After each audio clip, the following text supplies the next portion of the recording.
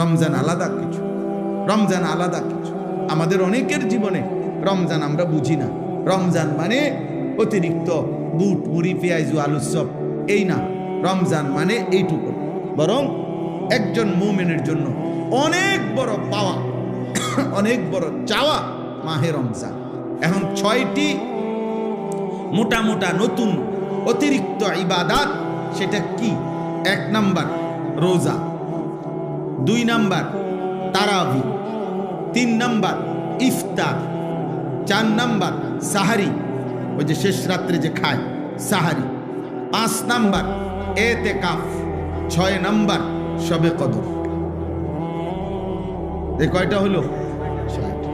এই 6টা বিষয় নতুন অ্যাড হয় রমজান মাস। রোজা, তারাবি, ইফতার, সাহারি, এতেকাফ, শবে কদর। 6টা হয়েছে। রোজা বলেন, তারাবি, ইফতার, সাহারি, এতেকাফ, শবে কদর। এই কয়টা হলো? 6টা। 1 নাম্বার হলো রোজা। রমজানকে উপলক্ষ করে মহান আল্লাহ পাক রব্বুল আলামিন আমাদের জন্য 1 মাস রোজা ফরজ করেছেন। ফামান শাহিদা মিনকুমুশ শাহরা ফালিয়াসুমহু। আল্লাহ তাআলা বলেন, প্রত্যেক ঈমানদার, তোমাদেরকে বলছি, প্রাপ্তবয়স্ক, আকেল, বিবেকবান, পাগল মস্তিষ্ক বিকৃতি নয়, এবং ঈমানদার মুসলমান, বিবেকবান, প্রাপ্তবয়স্ক তোমাদের প্রত্যেকের উপরে, পুরুষ বা নারী, যারাই রমজান মাস পাবে তাদের জন্য এই মাসের রোজা রাখা ফরজ।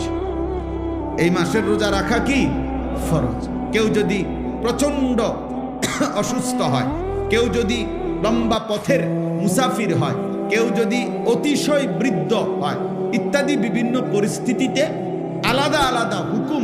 মাসিক ঋতুস্রাব হয়, বাচ্চা জন্মগ্রহণ করে, এরপরে পেটে বাচ্চা আছে, গর্ভবতী নারী, অথবা বাচ্চাকে দুধ পান করা, ইত্যাদি ইত্যাদি আলাদা আলাদা যেদি যা আছে সেটা ওলামায়ে কেরাম থেকে জেনে নেওয়া দায়িত্ব, যে আমার এই সমস্ত প্রতিকূল ভিন্ন কোনো পরিস্থিতিতে রোজার হুকুম কি, তো সেটা উনি জেনে নেবেন। ওগুলোর জন্য আলাদা আলাদা কোরআন এবং সুন্নাহর মধ্যে ওলামায়ে কেরামের নিকটে বিস্তারিত মাসআলা বর্ণনা আছে। তাহলে মূল বিষয় হলো, প্রত্যেক প্রাপ্তবয়স্ক মুসলমান বিবেকবানের উপরে রমজান মাস এসে পৌঁছলে, মানে হায়াত পাইলে, রোজা রাখা কি? কথা বলেন না, ফরজ। ফরজ এটা। আল্লাহ নবী সাল্লাল্লাহু আলাইহি ওয়াসাল্লাম বলেছেন, এই রোজা যে ব্যক্তি রমজান মাসে পুরা 1 মাস আল্লাহ তাআলার এই রোজার বিধান, আল্লাহর প্রতি ঈমান রেখে আল্লাহর নিকট নেকি অর্জনের আশায় রোজা রাখবে, নবী সাল্লাল্লাহু আলাইহি সাল্লাম ওয়াদা দিয়েছেন, আল্লাহ তাআলা তার পেছনের জিন্দেগীর সব গুনাহ মাফ করে দিবেন। মান সামা রমাদানা ঈমানান ওয়া ইহতিসাবা গুফিরা লাহু মা তাকদ্দামা মিন যামবি। যে ব্যক্তি ঈমান রেখে সওয়াবের আশা করে রমজান মাসে রোজা রাখলো, তার পিছনের গুনাহ মাফ হয়ে গেল।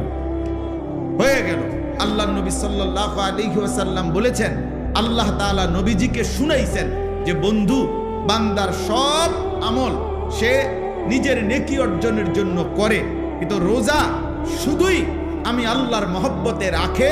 আমি নিজে ওয়াদা দিলাম, প্রত্যেক রোজার বিনিময় আমি আল্লাহ নিজে তাকে দেব। তাহলে অনেক ফজিলত, অনেক ফজিলত। সবচেয়ে বড় লাভ হলো, আল্লাহ তাআলা বলেন, 1 মাসের রোজার বরকতে লাআল্লাকুম তাত্তাকুন, আমি আল্লাহ আমার প্রতিটা ঈমানদার বান্দাকে মুত্তাকি বানিয়ে দেব। গুনাহমুক্ত এক জীবন তার জীবনে আমি গড়ে দেব, বিনিময়ে সে জান্নাতি হয়ে যাবে। তাহলে সংক্ষেপে বললাম, 1 নাম্বার হলো রোজা। এজন্য দোস্ত নওজোয়ান ঠাট্টা করে, মস্কারি করে, খামখেয়ালি করে, বয়স্ক বাবা, মাঝ বয়সী ভাই রিক্সা চালায়, অটো চালায়, দোকানদারি করে, মাটি কাটে, অথবা গার্মেন্টস